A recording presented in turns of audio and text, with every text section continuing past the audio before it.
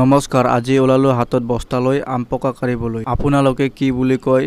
আমাৰ ফালে আম পকা বুলি কয়, দেখিলে গম পাব কি বস্তু। আৰু আজি হৈছে চ'ত মাহৰ লাষ্টৰ দিন আৰু মোৰ ফলোৱাৰ্ছ তথা গোটেই অসমবাসী ৰাইজক ৰঙালী বিহুৰ শুভেচ্ছা জনালো। আৰু মই আজি দেখাম আপোনালোকক বস্তাত কেনেকে আম পকাটো কাঢ়ে। জেনেৰেলি আপোনালোকে দেখিবলৈ পাইছা বা দেখিছা বাল্টিত পানী লৈহে আম পকাটো কাঢ়ে, কিন্তু আমাৰ আম পকা কাঢ়াটো ষ্টাইল বেলেগ। কাৰণ বাল্টিত পানী লৈ ঘূৰি থাকিব লাগে, তাত কষ্ট আছে। সেইকাৰণে আমি বস্তা লৈ আহিছোঁ আৰু আমি বস্তাতে কাঢ়ো। বস্তাত কাঢ়িলে অলপ আৰাম হয়, মানে অকল বস্তাটোতহে দাঙি থাকিব লাগে। আৰু আপোনালোকে যদি বস্তা লৈ এনেকে আম পকা কাঢ়িম বুলি ভাবিছে, তেতিয়াহ'লে বস্তাটো যাতে ফুটা নাথাকে। বস্তাটো ফুটা থাকিলে এটা এটা ওলাই আপোনাক কামুৰিব। আম পকাৰ বাঁহা কাঢ়াৰ পিছত বস্তাত ভৰাই বস্তাৰ মুখটো বান্ধি দিলে হ'ল। আৰু এতিয়া আমাৰ আম পকা কাঢ়া হৈ গ'ল, আমি ঘৰলৈ যাই আছোঁ। আৰু ঘৰত অহাৰ পিছত বস্তাৰ মুখ খুলি নিদিয়াকে পানীত ডুবাই থোৱা, নহ'লে বা পানী ঢালি দিয়া। তাৰ পিছত বাল্টিত ঢালি চাফা কৰিলে হ'ল। যিমানে আম পকা কাঢ়ি কষ্ট, সিমানে খাই লাগে সোৱাদ।